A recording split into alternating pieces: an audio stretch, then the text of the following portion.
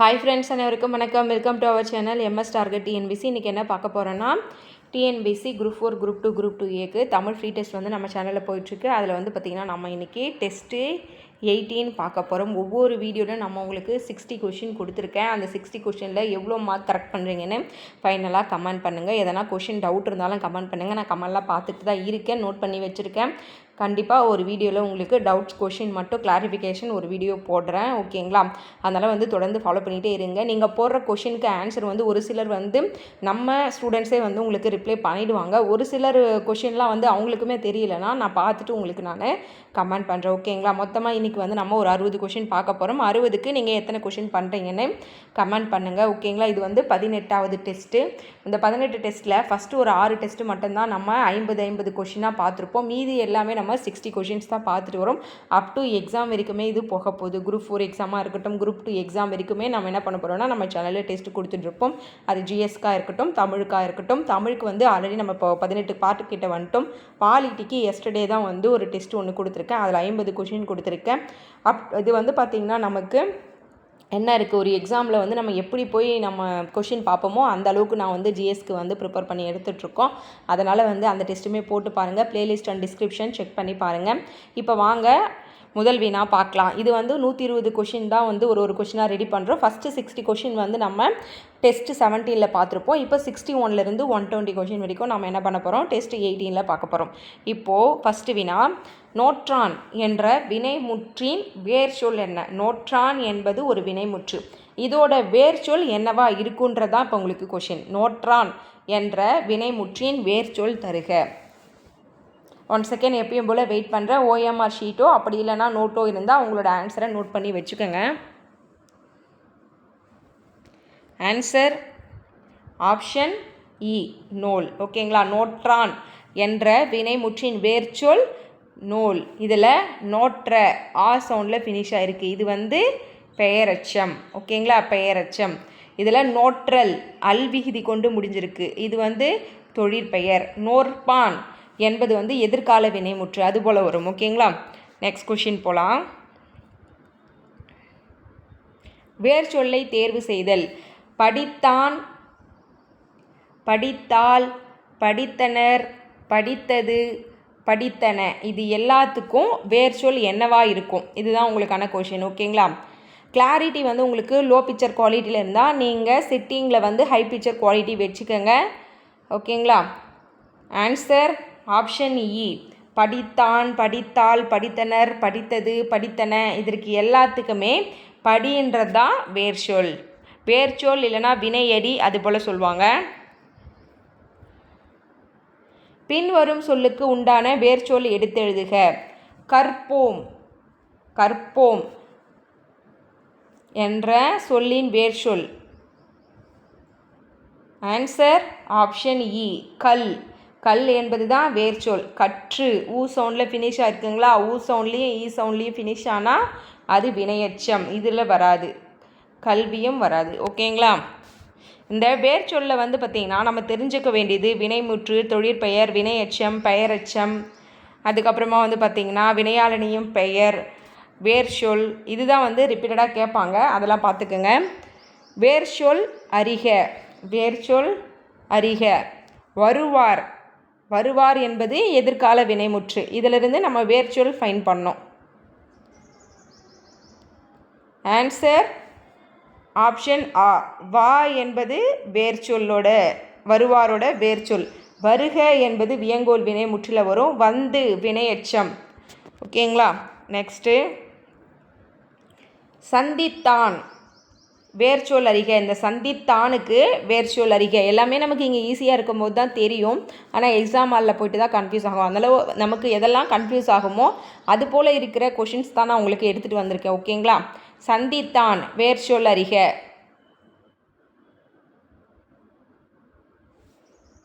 Answer option ஆ, சந்தி. சந்தி என்பது தான் வேர்ச்சொல். சந்தித்து ஊசோன் வினையச்சம், சந்திக்க ஆசோன் பெயரச்சம், சந்தித்தல் தொழிற்பெயர்.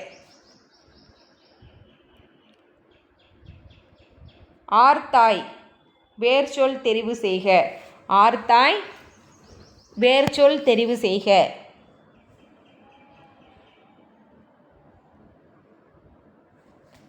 ஆன்சர் ஆப்ஷன் இ ஆர். ஆர்த்தாய் வேர்ச்சொல் தெரிவு செய்க ஆர். இடி என்பதன் தொழிற்பெயர். இடி என்பதன் தொழிற்பெயர்.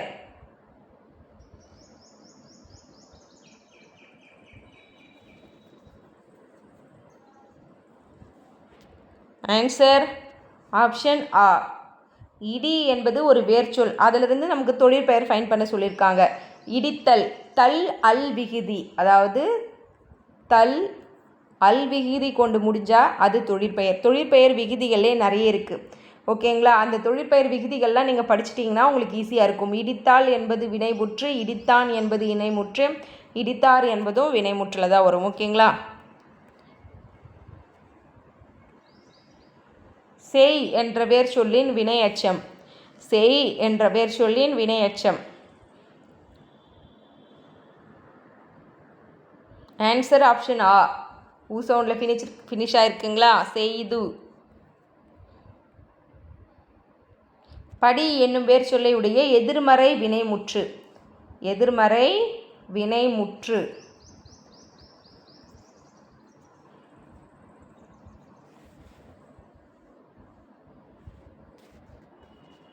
ஆன்சர் ஆப்ஷன் ஆ. படித்திலன். எதிர்மறை வினைமுற்று கேட்குறாங்க. படித்திலன். இதுவே சாதாரணமாக வினைமுற்றுன்னு கேட்டிருந்தாங்கன்னா படித்தான் நோட் பண்ணியிருக்கலாம். இப்போ நமக்கு ஆன்சர் வந்து இங்கே படித்திலன். கொடுக்கப்பட்ட வேர் சொல்லிலிருந்து தொழிற்பெயர் தேர்க. கல் கொடுத்துருக்காங்க, இதிலிருந்து நம்ம தொழிற்பெயர் ஃபைன் பண்ணணும்.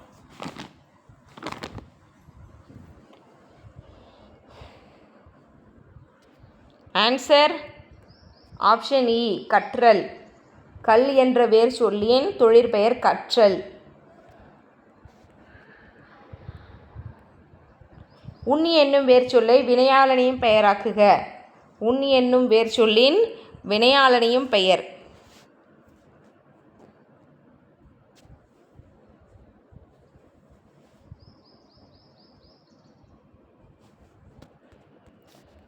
ஆன்சர் ஆப்ஷன் ஆ உண்டவன். உண்ணி என்னும் வேர் சொல்லின் வினையாளனின் பெயர் உண்டவன். இதில் உண்டான் என்பது வினைமுற்று, உண்க வியங்கோல் வினைமுற்று, உண்ட பெயரச்சம். இந்த உண்டவன் மட்டும்தான் வினையாளனியும் பெயர். எழுது என்ற வேர் சொல்லை வினைமுற்றாக்குக. எழுது என்ற வேர் சொல்லை வினைமுற்றாக்குக.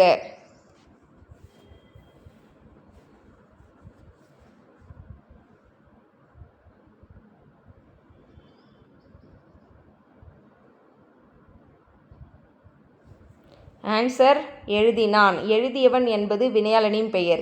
எழுதிய ஆ சவுண்டில் ஃபினிஷ் ஆகிருக்கு பெயரச்சம். எழுது ஊ சவுண்டில் ஃபினிஷ் ஆகிருக்கு வினையச்சம். இது வந்து வினையாளனையும் பெயர். எழுதியவன் என்பது வினையாளனையும் பெயர். இதில் எழுதினான் என்பது தான் வினைமுற்று.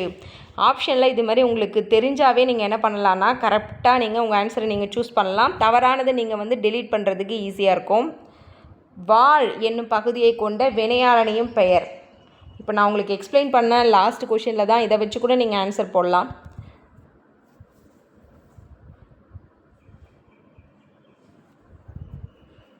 ஆன்சர் ஆப்ஷன் ஆ வினையாளனையும் பெயர் வாழ்ந்தவன். வாழ்ந்தவன் கொடுத்துருக்கிறதுலே கொஞ்சம் டிஃப்ரெண்ட்டாக இருக்குங்க, அதுதான் வினையாளனையும் பெயர், ஓகேங்களா? ரொம்ப போட்டு உங்களை கன்ஃபியூஸ் ஆகிக்காதீங்க. வாழ்ந்தவன் வினையாளனையும் பெயர். வாழ்தல் தல் அல் விகுதி கொண்டு முடிஞ்சிருக்கு. அப்படி இல்லைன்னா கை விகுதி வாழ்க்கை, அது வந்து அதுவும் ஒரு தொழிற்பெயர் தான். அதுவும் வந்து என்னவா வரும் உங்களுக்கு தொழிற்பெயர் விகுதியாக வரும். கை வை சி பூ வி இது எல்லாமே வந்து தொழிற்பெயர் விகுதிகள் தான். வாழ்க என்பது வியங்கோல் வினைமுற்று, வாழ்ந்தான் என்பது வினைமுற்று. இதில் வாழ்ந்தவன் என்பது தான் வினையாளனையும் பெயர். அரி என்ற வேர் சொல்லிற்குரிய வினையச்சம். அரி என்ற வேர் சொல்லிற்குரிய வினையச்சம் யாது?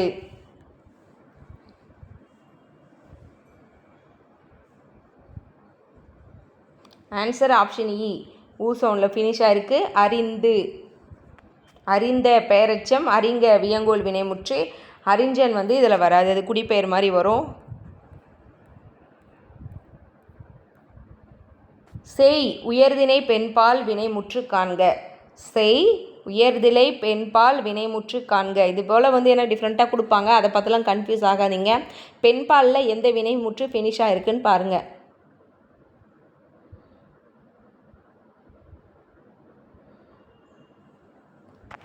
ஆன்சர் ஆப்ஷன் இ, செய்வாள். பெண்பாலை குறிக்குதுங்களா? அவ்வளோதான். செய்தான் என்பது ஆண்பாலை குறிக்குது, செய்தது என்பது அக்ரிணை குறிக்குது, செய்பவரும் ஆண்பாலை தான் குறிக்குது. ஆனால் இது வினையாளனின் பெயர். இப்போது செய்வாள் என்பது தான் பெண்பாலில் இருக்குது. நெக்ஸ்ட் கொஷின், அகர வரிசைப்படி சொற்கள் சீர் செய்க. அகர வரிசைப்படி சொற்களை சீர் செய்க. ஆல்ரெடி நான் உங்களுக்கு எக்ஸ்பிளைன் பண்ணியிருக்கேன். அகர வரிசையை பொறுத்த வரைக்கும் அ ஆ இருக்கு இல்லைங்களா, உயிரெழுத்துக்கள், அதுக்கு ஃபஸ்ட் ப்ரிஃபரன்ஸ் கொடுங்க. நெக்ஸ்ட்டு காங்காச்சாக்கு கொடுங்க. ஓகேங்களா?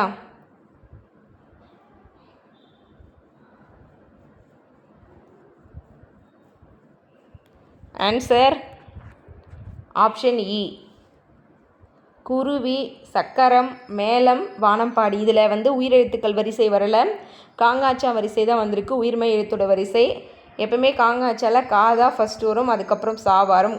காங்கா சா அவ ஞா டா நா அப்படியே சொல்லி பார்த்தீங்கன்னா மா ஃபஸ்ட்டு வரும், அப்புறம் வா வரும்.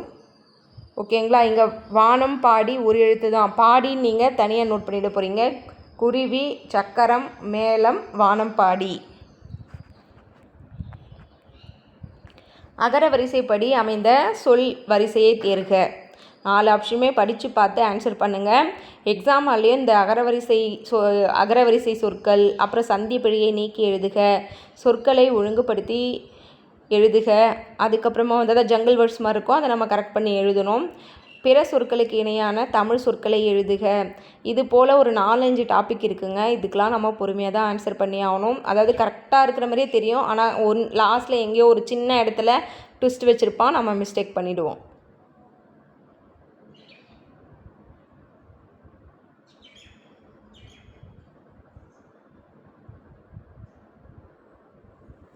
ஆன்சர் ஆப்ஷன் ஆ, சாட்சி, தீர்ப்பு, நீதி, வழக்கு. தாக்கு அப்புறம் தான் நா வரும், அதுக்கப்புறம் தான் வா வரும்.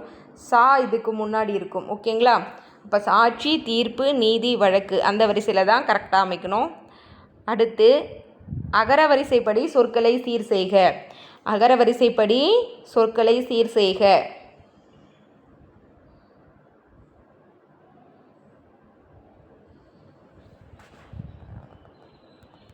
ஆன்சர் ஆப்ஷன் இ. இது 12 மாதங்கள் வருது இல்லைங்களா, அதோட அகரவரிசை கூட பார்த்துக்குங்க, புக்கில் இருக்கும். சித்திரை, பங்குனி, மார்கழி, வைகாசி. இது பார்த்திங்கன்னா அகரவரிசைப்படி அமைச்சிருக்காங்க. சா வரிசை வரும், அதுக்கப்புறம் பா, அதுக்கப்புறம் மா, அதுக்கப்புறம் வா வரிசை இதெல்லாம் கொடுத்துருக்காங்க. கொடுத்துருக்கிறதுல மட்டும் சொல்கிறேன், அந்த காங்காச்சாம் 18 எழுத்துக்கள் இருக்குல்ல, காங்காச்சா ஞா டா நா தா நா, அந்த வரிசை உங்களுக்கு நீங்கள் தெரிஞ்சுக்க வேண்டியது ரொம்ப முக்கியம். அடுத்து அகர வரிசைப்படி அமைந்த சொற்களை தேர்க.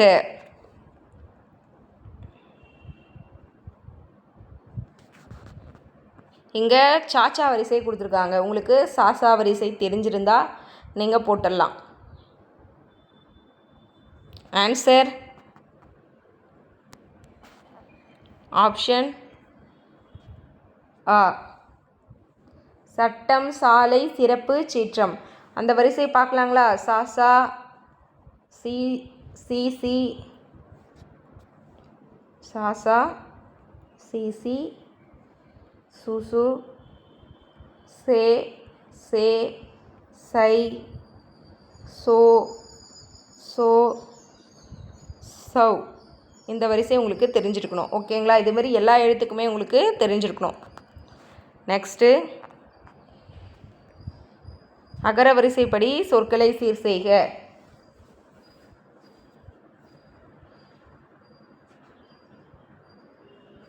உங்களுக்கு இதெல்லாம் தெரியாதா? ஃபஸ்ட்டு என்ன பண்ணுறீங்கன்னா வா வரிசை வருதா பாருங்கள், அப்படி இல்லைன்னா வா வரிசை கொடுத்துருக்காங்களா பாருங்கள். ஒவ்வொரு எழுத்தாக செக் பண்ணிவிட்டு வாங்க, ஒவ்வொரு வரிசையை செக் பண்ணிவிட்டு வாங்க. ஆன்சர் ஆப்ஷன் இ, வளமை, வேகம், வேதம், வைகாசி. இது 4மே செக் பண்ணி பார்த்துட்டிங்கன்னா வா இது 3த்துலேயுமே ஸ்டார்ட் ஆகலை. அப்போ நீங்கள் கண் மூடிட்டு ஈவே சூஸ் பண்ணலாம். வா வரிசை இது 1த்தில் தான் ஃபஸ்ட்டு ஸ்டார்ட் ஆகுது. ஓகேங்களா? இப்போ அடுத்து சொற்களை ஒழுங்குபடுத்தி சொற்றொடராக்குக. இதுக்கு வந்து நீங்கள் 4 ஆப்ஷனுமே படித்து பார்த்தீங்கன்னா ஒரு மீனிங்ஃபுல்லாக ஒரு சென்டென்ஸ் இருக்கும். அது மட்டும்தான் கரெக்ட் ஆன்சர்.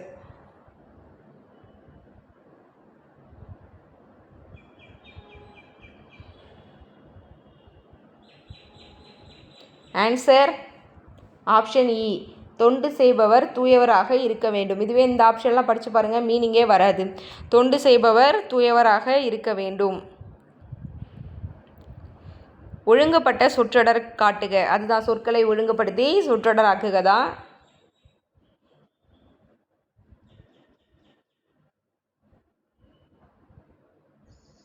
ஆன்சர் ஆப்ஷன் ஆ, அழுத பிள்ளை பால் குடிக்கும். அழுத பிள்ளை பால் குடிக்கும்.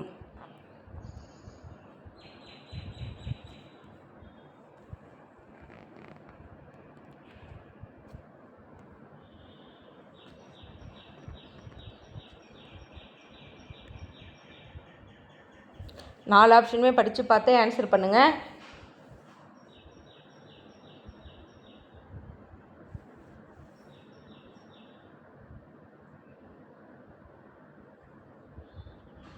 ஆன்சர் ஆப்ஷன் ஆ, உழைப்புக்கு தகுந்த உணவு முறை அமைய வேண்டும்.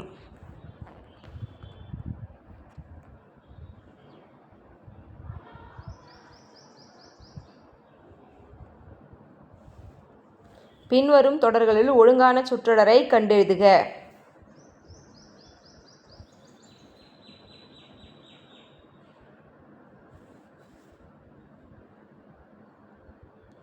ஆன்சர் ஆப்ஷன் இ, சுத்தமுள்ள இடமெங்கும் சுகம் உண்டு.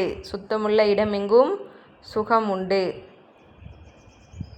சொற்களை ஒழுங்குபடுத்தி சொற்றொடராக்குக.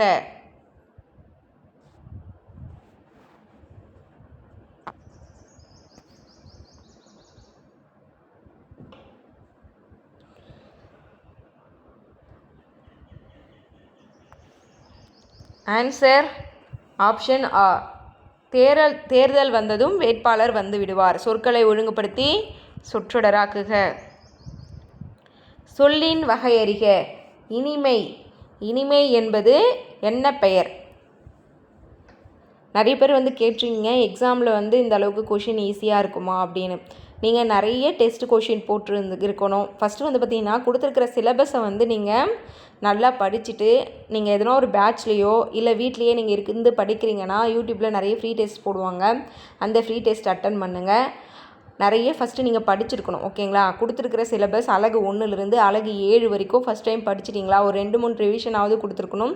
டெஸ்ட்டு குறைஞ்சபட்சம் வந்து பார்த்திங்கன்னா நீங்கள் என்ன பண்ணணும், மொத்த சிலபஸ்க்குமே சேர்த்து நான் என்ன சொல்கிறேன்னா தமிழுக்கு மட்டுமே ஒரு 30-40 டெஸ்ட்டு நீங்கள் போட்டு பார்த்துருக்கணும். அப்புறம் ஃப்ரீ டெஸ்ட் நிறையா அட்டன் பண்ணுங்கள். ப்ரீவியஸ் இயர் கொஷின் ரெஃபர் பண்ணுங்கள். இதெல்லாம் பண்ணிங்கனாவே உங்களுக்கு எவ்வளோ டஃப்பாக கேட்டாலும் அதை ஹேண்டில் பண்ணுற திறமை உங்களுக்கு இருக்கும். ஓகேங்களா? கொஷின் வந்து ஈஸியாக வரணும்னு எதிர்பார்க்காதீங்க. டஃப்பாக வந்தாலும் நம்ம அதை ஹேண்டில் பண்ணுற அளவுக்கு நமக்கு திறமையை வளர்த்துக்க முயற்சி பண்ணுங்கள். நமக்கு வந்து அந்த கொஷின் ஈஸியாக வருதா கஷ்டமாக வருதா முக்கியம் கிடையாது. நமக்கு வேலை வேணும்.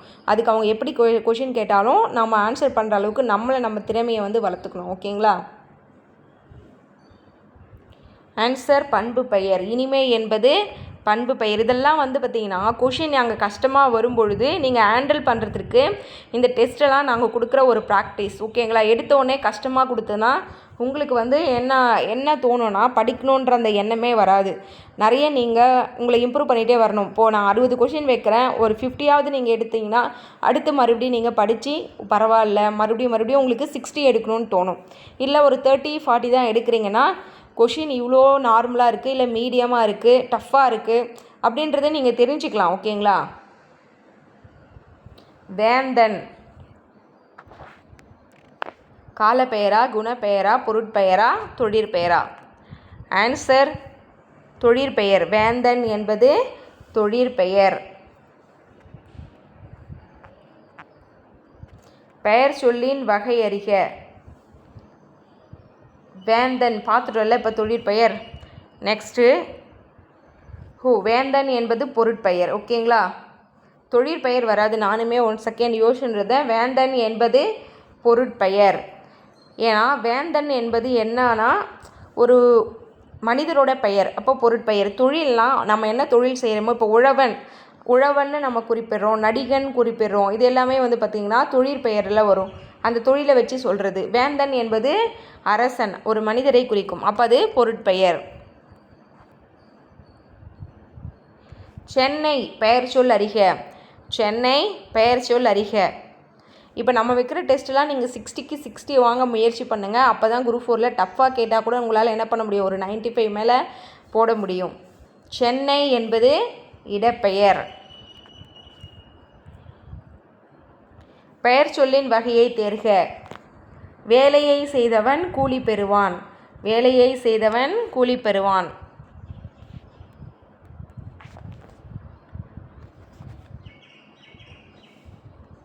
ஆன்சர் ஆப்ஷன் இ, வினையாளனையும் பெயர். வேலையை செய்தவன் கூலி பெறுவான் என்பது வினையாளனையும் பெயர். சினை பெயரை குறிக்கும் சொற்கள் யாவை? சினை பெயரை குறிக்கும் சொற்கள் யாவை?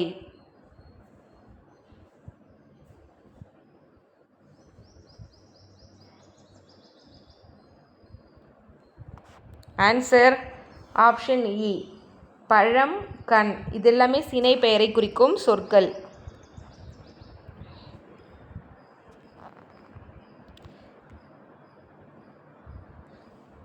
கேடினும் உண்டோர் உறுதி. இதில் கேடு என்பதற்கு இலக்கணம் குறிப்பு தருக. கேட்டினும் உண்டோர் உறுதி, இந்த லைனில் கேடு என்பதற்கு இலக்கண குறிப்பு தருக. தொழிற்பெயரா, வினையாளனின் பெயரா, முதநிலை திரிந்த பெயரா, ஈறுகட்ட எதிர்மறை பெயரச்சமா?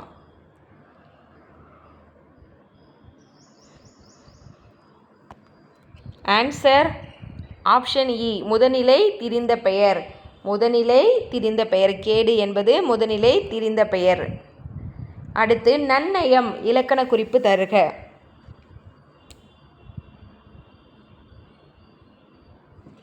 ஆன்சர் ஆப்ஷன் ஆ, பண்பு தொகை. நன்னயம் எப்படி பிரிக்கலாம்? நன்மை ப்ளஸ் நயம். இப்படி பிரிக்க முடிஞ்சாவே இந்த மை விகுதி கொண்டு பிரித்தாலே அது பண்பு தொகை. சரியான இலக்கண குறிப்பு தருக. உவமை தொகை. உவமை தொகைக்கு ஏற்ற சொல் எங்கே இருக்குன்னு பாருங்கள்.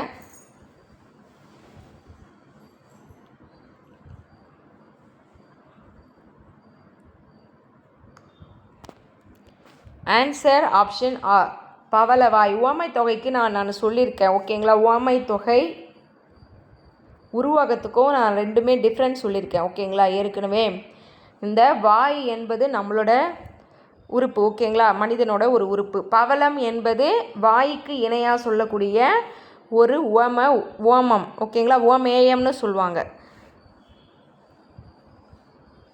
உவமை ஃபஸ்ட்டு வந்து பவளம் என்பது இங்கே உவமையாக கொடுத்துருக்காங்க. இது உவமை.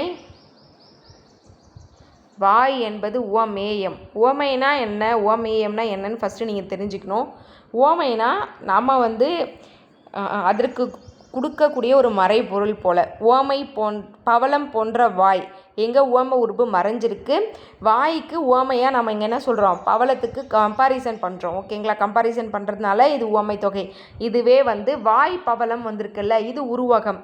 அதாவது நம்ம எதை புகழ போகிறோமோ அது வந்து ஃபஸ்ட்டு வரணும். உவமேயம் அது ஃபஸ்ட்டு வந்து உவமையாக சொல்கிற ஒரு பொருள் வந்து ரெண்டாவது வந்துச்சுன்னா அது உருவகம்.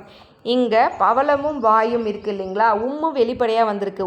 வெளிப்படையாக வந்துச்சுன்னா அது உம்மை தொகை, ஓகேங்களா? வாய் போன்ற பவளம் என்பது அன்மொழி தொகையில் வரும். இலக்கண குறிப்பறிந்து எழுதுக. பெறுதல். பெறுதல் என்பது என்ன? தொழிற்பெயரா, வினையாளனின் பெயரா, வினை தொகையா, பண்பு தொகையா? ஆன்சர் ஆப்ஷன் ஆ, தொழிற்பெயர். தள்ளல் விகுதி கொண்டு முடிஞ்சால் அது தொழிற்பெயர்னு உங்களுக்கு நான் சொல்லியிருக்கேன். மேக்ஸிமம் தள்ளல் விகுதி வரும். இதை தவிர்த்தும் நிறைய விகுதிகள் இருக்குது புக்கில், அதை நீங்கள் படிச்சுக்கணும். இலக்கண குறிப்பறிந்து எழுதுக. கற்றவர். கற்றவர் என்பது என்ன? வினைமுற்றா, படற்கை பலர்பால் வினைமுற்றா, வினையாளனின் பெயரா, வியங்கோல் வினைமுற்றா?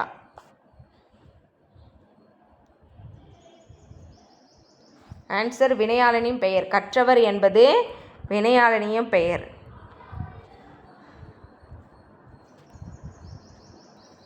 அடுத்து இலக்கண குறிப்பறிக. எடும் எடும் எனும் ஒலி எதை குறிக்குது? ஆன்சர் அடுக்கு தொடர். ஓகேங்களா, அடுக்கு தொடர். எடும் எடும். இப்போது இரட்டைக்கிளவிக்கும் அடுக்கு தொடருக்கும் என்ன டிஃப்ரென்ஸ்? இரட்டைக்கிளவி வந்து பார்த்திங்கன்னா பிரித்தால் பொருள் தராது. அடுக்கு தொடர்களை வரது வந்து பிரித்தால் பொருள் தரும். இப்போ இரட்டைக்கிளவி படப்பட, சடசட, மடமட இப்படிலாம் வருது இல்லைங்களா? இதெல்லாம் வந்து என்ன பொருள்னே தெரியாது, பிரித்தாலும் பொருள் வராது, இது சேர்ந்தே தான் வரும். அடுக்கு தொடர் வந்து பார்த்திங்கன்னா பிரித்தாலும் பொருள் தரும். இப்போ எடும் ஏதோ ஒரு பொருளை எடுக்க சொல்கிறாங்க, இது வந்து பொருள் தரும். ஆனால் இரட்டைக்கிளவி பொருள் தராது. இலக்கண குறிப்பு அறிக. காலை வந்தான்.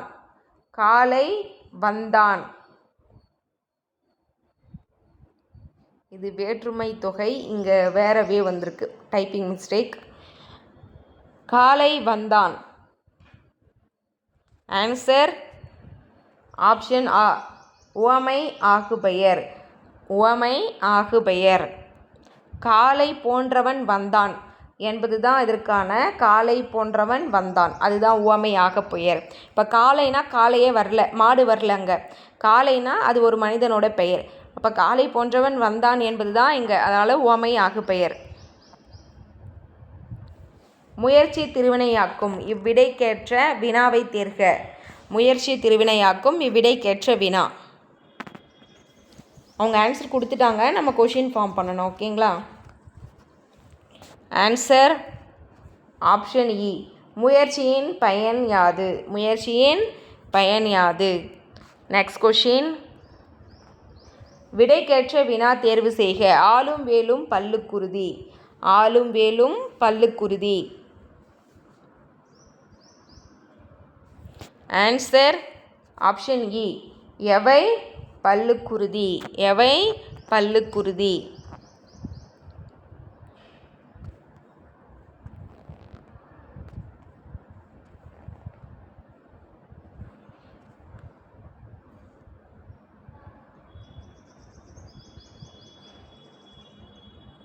விடைக்கேற்ற வினாவை தேர்ந்தெடுத்தல்.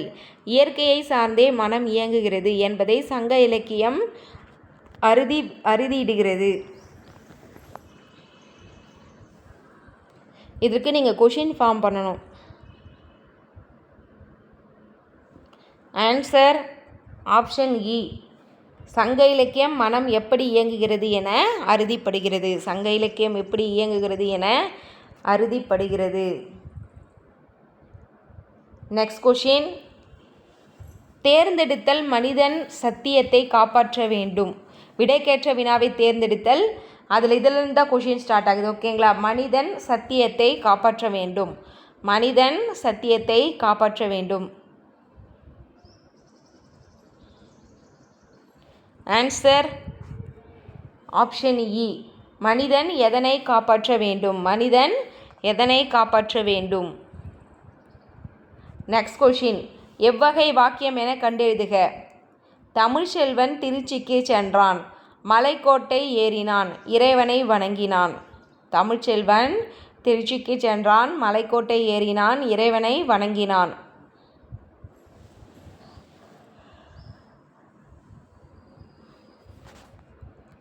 ஆன்சர் ஆப்ஷன் ஆ, தொடர் வாக்கியம். தொடர் வாக்கியம். வாக்கிய வகையினை குறிப்பிடுக. வாக்கிய வகையினை குறிப்பிடுக. அறம் செய். அறம் செய் வந்து செய்தி வாக்கியமா, வினா வாக்கியமா, கட்டளை வாக்கியமா, உணர்ச்சி வாக்கியமா? ஆன்சர் ஆப்ஷன் இ, கட்டளை வாக்கியம். கட்டளை வாக்கியம்.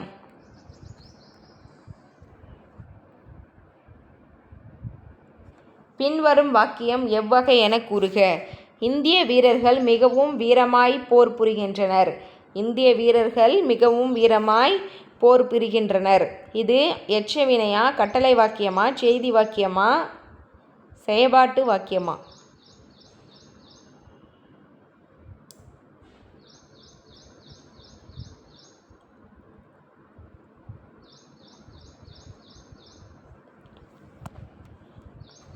ஆன்சர் ஆப்ஷன் இ செய்தி வாக்கியம்.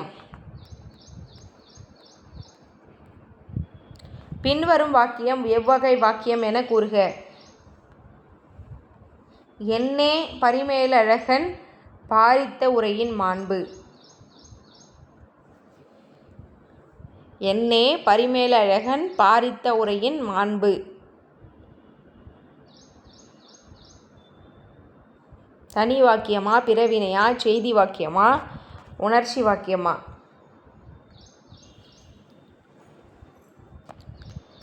ஆன்சர் ஆப்ஷன் இ உணர்ச்சி வாக்கியம். என்னே கொடுத்துட்டாங்க, என்னேக்கு அப்புறமே நமக்கு ஆச்சரியக்குறி வந்துடும். அப்போ இது உணர்ச்சி வாக்கியம். பின்வரும் வாக்கியம் எவ்வகை வாக்கியம் என கூறுக. பண்டை புலவர் பாடின் மன்னரை பாடிற்றிலர். பண்டை புலவர் பாடின் மன்னரை பாடிற்றிலர். தன்வினையா, செய்வினையா, எதிர்மறை வினையா, உடன்பாட்டு வினையா? ஆன்சர் ஆப்ஷன் இ எதிர்மறை வினை. பாடிற்றிலர் என்பது ஒரு எதிர்மறை சொல். அப்போது எதிர்மறை வினை. ஆசிரியரால் பாடம் கற்பிக்கப்பட்டது. இது எவ்வகை வாக்கியம்? ஆசிரியரால் பாடம் கற்பிக்கப்பட்டது எவ்வகை வாக்கியம்? செய்தி வாக்கியமா, உணர்ச்சி வாக்கியமா, செயற்பாட்டு வினை வாக்கியமா, கலவை வாக்கியமா?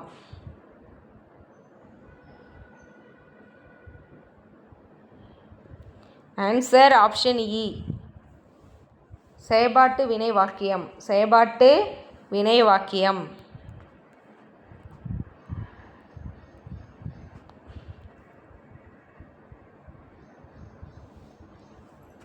செய்வினை வாக்கியம் எது என அறிக.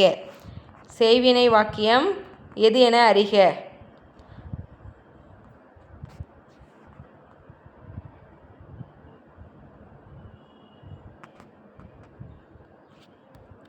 ஆன்சர் ஆப்ஷன் ஆ நான் பாடம் படித்தேன். நான் பாடம் படித்தேன். ஆனந்தி பாடம் படித்தாள். இது எவ்வகை வாக்கியம்? தன்வினை, பிறவினை, அதுக்கப்புறம் செய்வினை, செயற்பாட்டு வினை. இது ரெண்டுமே எப்பயுமே கன்ஃபியூஸ் ஆகும். ரெண்டுத்துக்குமே நான் உங்களுக்கு டிஃப்ரென்ஸ் சொல்லியிருக்கேன். ஓகேங்களா? ஆனந்தி பாடம் படித்தாள் என்பது தன்வினை. ஆனந்தி பாடம் படிப்பிவித்தால் இல்லை கற்பித்தால் அதுபோல் வந்தால் அது பிறவினை. பிறவினை வாக்கியத்தை கண்டு எழுதுக. நான் இப்போ தான் உங்களுக்கு க்ளூ கூட கொடுத்தேன், இது ஈஸியாக கண்டுபிடிக்கலாம். ஆன்சர் ஆப்ஷன் ஆ அரசன் கோவிலை கட்டுவித்தான். அரசன் கோவிலை கட்டினான் வந்தால் அது தன்வினை வந்திருக்கும். இங்கே கட்ட வச்சுருக்கான், யாரையோ கொண்டு தான் கட்டியிருக்கான். அப்போ இது பிறவினை. இலைமறை காய்போல் உவமைக்கேற்ற பொருள் தெருக. இலைமறை காய்போல். ஆன்சர் ஆப்ஷன் ஆ மறைபொருள். இலைமறை காய்போல என்ற உவமை உணர்த்தும் பொருள் மறைபொருள். உவமை விளக்கப்பெறும் பொருள் உள்ளங்கை நெல்லிக்கனி போல. இந்த உவமை தொடர் உணர்த்தும் பொருள் யாது? உள்ளங்கை நெல்லிக்கனி போல உவமை தொடர் உணர்த்துவது தெளிவா, சிறுமையா, விளக்கமா, உண்மையா? ஆன்சர் ஆப்ஷன் ஆ தெளிவு. உள்ளங்கை நெல்லிக்கனி போல என்பது தெளிவு.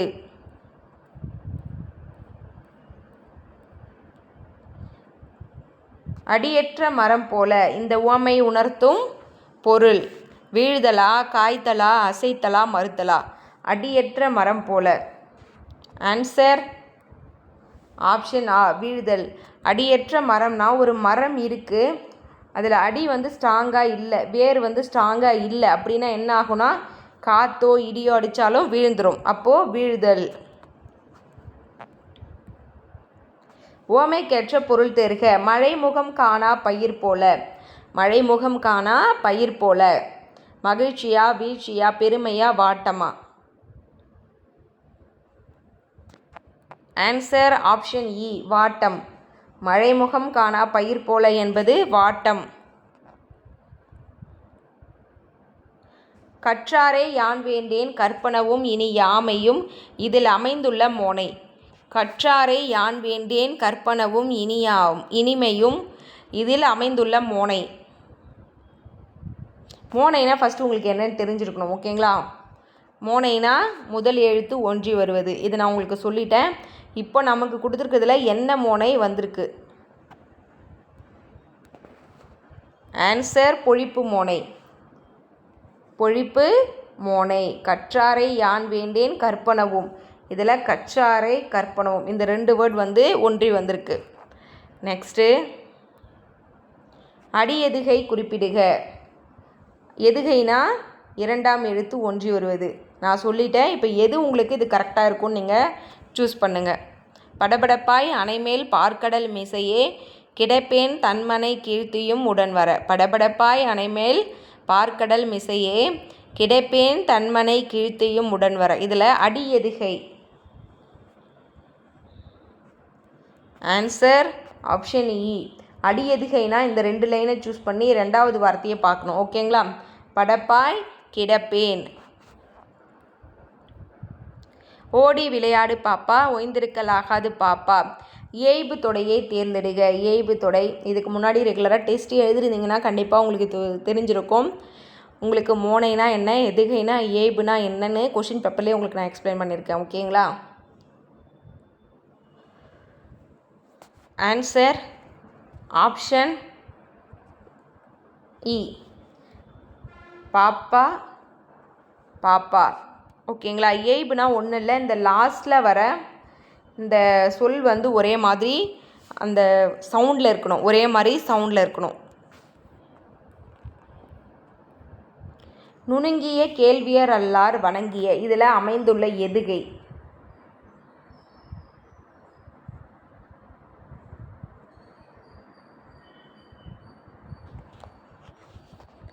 ஆன்சர் ஒருவு மோனை.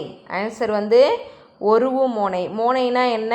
முதல் எழுத்து ஒன்றி வருவது. சாரிங்க, எதுகை. எதுகை தான் கேட்குறாங்க. எதுகைனா 2ஆம் எழுத்து ஒன்றி வருவது. நமக்கு ஒருவு மோனை தான் கொடுத்துருக்காங்க.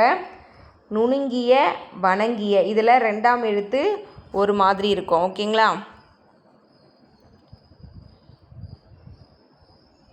Last and final question. Ganga இரு கரையுடையான் கணக்திறந்த நாவையான் உங்கள் குல தனிநாதர் குயிர் துணை வனையூர் தோளான். இவ்வடிகளில் பயின்றுள்ள இயைபு தொடை.